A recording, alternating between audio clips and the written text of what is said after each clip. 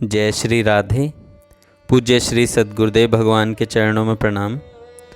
आज पूज्य श्री स्वामी राम सुखदास जी महाराज कहते हैं, नाम संकीर्तनम यस्य सर्व पाप प्रणाशनम प्रणामो दुख शमनस तम नमामि हरि परम। जिनके नाम का संकीर्तन संपूर्ण पापों का नाश करने वाला है और जिनको किया गया प्रणाम संपूर्ण दुखों को शांत कर देता है, उन परम तत्व स्वरूप श्री हरि को मैं नमस्कार करता हूँ। इस कलयुग में भगवान नाम की सबसे अधिक महिमा है। यद्यपि नाम की महिमा सत्य त्रेता, द्वापर और कलयुग इन चारों ही युगों में है, तथापि कलयुग में तो मनुष्यों के लिए भगवान नाम ही मुख्य आधार है, आश्रय है तथा भगवान नाम ही कल्याण का सुगम और सर्वोपरि साधन है। भगवान नाम का एक मानसिक जप होता है, एक उपांशु जप होता है और एक साधारण जप होता है और एक संकीर्तन होता है। मानसिक जप वह होता है जिसमें मन से ही नाम का जप चिंतन हो तथा जिसमें कंठ, जीभ और होठ न हिलें। उपांशु जप वह होता है जिसमें मुख बंद करते हुए कंठ और जीभ से जप किया जाए तथा जो अपने कानों को भी सुनाई न दे। साधारण जप वह होता है जिसमें अपने कानों को भी नाम सुनाई दे और दूसरों को भी सुनाई दे। संकीर्तन वह होता है जिसमें राग रागनियों के साथ उच्च स्वर से नाम का गान किया जाए। भगवान के नाम के सिवाय उनकी लीला, गुण, प्रभाव आदि का भी कीर्तन होता है, परंतु इन सब में नाम संकीर्तन बहुत सुगम और श्रेष्ठ है। जैसे मानसिक जप में मन जितना ही तल्लीन होता है उतना ही वह अधिक श्रेष्ठ होता है, ऐसे ही नाम संकीर्तन में ताल स्वर सहित राग रागनियों के साथ जितना ही तल्लीन होकर ऊंचे स्वर में नाम का गान किया जाए उतना ही वह अधिक श्रेष्ठ होता है। नाम संकीर्तन मस्त होकर भगवान में मन लगाकर किया जाना चाहिए। मन लगाने का अभिप्राय है कि दूसरे लोग मुझे देख रहे हैं या नहीं, दूसरे लोग कीर्तन कर रहे हैं या नहीं, मेरे कीर्तन का लोगों पर क्या असर पड़ रहा है, ऐसा मन में भाव बिल्कुल न रहे। ऐसा भाव वास्तव में कल्याण करने में बड़ा बाधक है।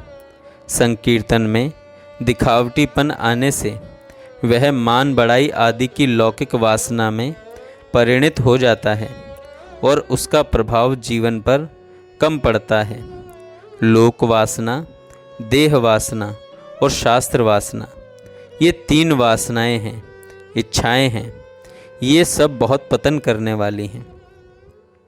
संकीर्तन करते हुए, शुभ कार्य करते हुए, सत्संग करते हुए, प्रवचन देते हुए, कथा कहते हुए भी यह कूड़ा कचरा, वासनाएं, इच्छाएं साथ में मिल जाता है तो संकीर्तन आदि का जो महात्म्य है वह नहीं रहता।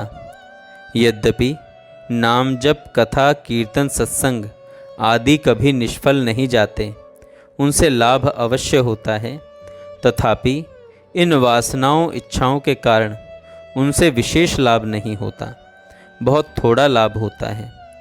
भगवान में मन लगाकर तल्लीन होकर नाम संकीर्तन किया जाए तो उससे एक विलक्षण वायुमंडल बनता है।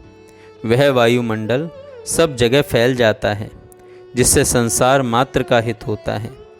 शब्द व्यापक है, इस बात का तो आविष्कार हो चुका है, पर भाव व्यापक है, इस बात का आविष्कार अभी तक नहीं हुआ है। वास्तव में भाव शब्द से भी अधिक व्यापक है, क्योंकि भाव शब्द से भी अधिक सूक्ष्म है। जो वस्तु जितनी सूक्ष्म होती है उतनी ही अधिक व्यापक होती है। अतः संसार मात्र की सेवा करने में सेवा का भाव जितना समर्थ है उतने पदार्थ समर्थ नहीं हैं। भावों में भी भगवत भाव बहुत विलक्षण है। क्योंकि भगवत भाव चिन्मय तत्व है। भगवान के समान दूसरा कोई सर्वव्यापक तत्व नहीं है। अतः भगवत भाव से भगवान के नाम का संकीर्तन किया जाए तो उसका संसार मात्र पर बहुत विलक्षण असर पड़ता है। वह संसार मात्र को शांति देने वाला होता है। इतना ही नहीं, नाम संकीर्तन के प्रभाव से सब जगह विराजमान भगवान भी प्रकट हो जाते हैं। भगवान ने कहा है, नाहम वसामि वैकुंठे योगी नाम हृदय न च मद भक्ता यत्र गायन्ति तत्र तिष्ठामि नारद। नारद, न तो मैं वैकुंठ में निवास करता हूँ, न योगियों के हृदय में ही, अपितु जहाँ मेरे भक्त मेरे नाम आदि का कीर्तन करते हैं, मैं वही रहता हूँ। भगवान नाम की अपार महिमा होने से उसके मानसिक जप का भी संपूर्ण प्राणियों पर प्रभाव पड़ता है और उससे सबका स्वाभाविक हित होता है। परंतु नाम संकीर्तन का प्रभाव वृक्ष लता आदि स्थावर और मनुष्य पशु पक्षी आदि जंगम प्राणियों पर तो पड़ता ही है। निर्जीव पत्थर, काष्ठ, मिट्टी, मकान आदि पर भी उसका प्रभाव पड़ता है।